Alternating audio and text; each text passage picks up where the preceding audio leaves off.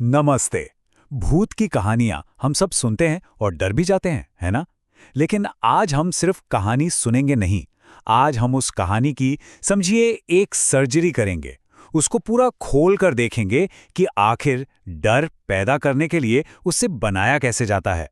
तो चलिए शुरू करते हैं। तो सबसे पहला सवाल, एक सच में रोंगटे खड़े कर देने वाली भूत की कहानी में आखिर होता क्या है? वो कौन से मसाले हैं, कौन से इंग्रेडिएंट्स हैं जो एक मामूली से किस्से को एक ऐसे खौफनाक अनुभव में बदल देते हैं जो नींदें उड़ा दें? आइए इस पर एक लेखक के नजरिए से सोचते हैं। देखिए, हर अच्छी डरावनी कहानी की शुरुआत होती है हीरो को कमजोर बनाकर। उसको एक ऐसी सिचुएशन में डाल दिया जाता है जहां वो अकेला हो, बेबस हो। और रघु की कहानी इसका एक परफेक्ट एग्जाम्पल है। तो सबसे पहले मिलते हैं रघु से, हमारी कहानी का मेन कैरेक्टर। वो अपनी साइकिल पर है और रास्ता भटक गया है। सिंपल, पहला स्टेप पूरा हो गया। उसको उसकी जानी पहचानी सेफ दुनिया से निकालकर अलग कर दिया गया है। अब इस अकेलेपन को और गहरा करने के लिए कहानी में आता है मौसम। और मौसम कैसा? एक भयानक तूफान आने वाला है। तो ये तूफान रघु को सिर्फ फिजिकली ही नहीं फंसाता, बल्कि उसको मेंटली और भी ज्यादा अकेला और डरा हुआ फील कराता है। और फिर आती है आखिरी चीज जो उसकी सिचुएशन को और भी खराब बना देती है। राघु के पास पैसों से भरा एक बैग। इससे डर में एक और लेयर जुड़ जाती है। अब खतरा सिर्फ भूत प्रेत का नहीं, बल्कि किसी इंसान के लालच का भी हो सकता है। वो अब एक बहुत ही आसान शिकार बन चुका है। चलिए अब कहानी के अगले हिस्से की तरफ बढ़ते हैं। सेटअप हो चुका है। अब यहां से अजीब घटनाएं शुरू होंगी जो धीरे धीरे सस्पेंस और डर को बढ़ाती जाएंगी। और तभी अंधेरे में से अचानक एक आदमी सामने आता है, रतन। और वो रघु को पनाह देने की बात करता है। ये क्लासिक हॉरर मूव है ना?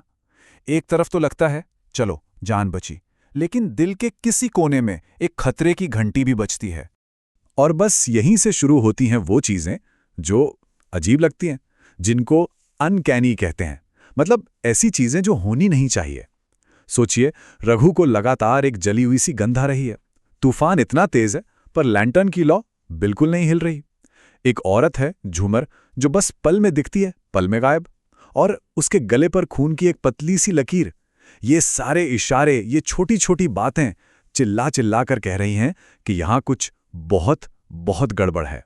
कहानी का तनाव, टेंशन अब अपने पीक पर पहुंचने वाला है। और इसके लिए लेखक एक बहुत ही स्मार्ट ट्रिक यूज करता है। एक कहानी के अंदर एक और कहानी। तो वक्त काटने के लिए रतन रघु को 3 साल पुरानी एक लोकल घटना सुनाता है। ये टेक्निक बहुत काम की है। इससे जरूरी बैक स्टोरी भी पता चल जाती है और डर का माहौल, आप जानते हैं, और गहरा हो जाता है। रतन की कहानी में धोखा है और ब्रूटल मर्डर। एक पति घर जल्दी आ जाता है, अपनी पत्नी को शंकर नाम की किसी आदमी के साथ देखता है। गुस्से में वो एक तेज हथियार से अपनी पत्नी का गला काट देता है।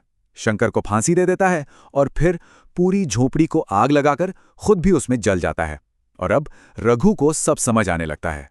वो जली हुई गंध, वो गले पर खून की लकीर, सारे सुराग जुड़ने लगते हैं। लेकिन अहम, रतन की कहानी असली क्लाइमैक्स नहीं है। बिल्कुल नहीं। असली क्लाइमैक्स तो वो सच है जो रघु को अगली सुबह पता चलता है। तो सुबह होती है, रघु वहां से निकल जाता है। लेकिन थोड़ी ही दूर जाकर उसको याद आता है कि वो जल्दबाजी में अपने पैसों का बैग तो वहीं भूल आया। और यही गलती उसको वापस उसी जगह जाने पर मजबूर कर देती है।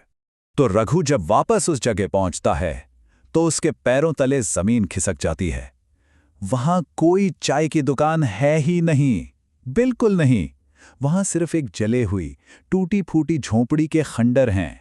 जहां रात को रतन बैठा था, वहां अब सिर्फ एक जला हुआ ढांचा है। जहां उसने बिस्तर देखा था, वहां सिर्फ खुली जमीन है। मतलब उसने पूरी रात एक कत्लगाह के खंडर में गुजारी थी। और फिर होता है आखिरी सबसे डरावना सामना। रतन और झूमर के भूत अपने असली भयानक रूप में उसका बैग लौटाने के लिए प्रकट होते हैं। उनकी जली हुई, खून से सनी सूरतें, ये मंजर देखकर रघु बेहोश हो जाता है। तो इस पूरी कहानी से हमने क्या सीखा? अब कहानी सुनना बंद, अब थोड़ा एनालाइज करते हैं। उन टेक्निक्स को समझते हैं जिन्होंने इस किस्से को इतना असरदार, इतना पावरफुल बनाया।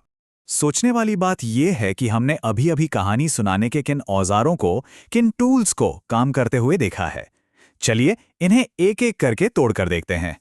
पहला टूल आइसोलेशन, यानी अलग थलग कर देना।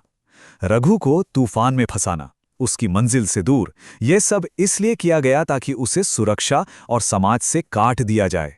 डर पैदा करने के लिए यह सबसे जरूरी पहला कदम था।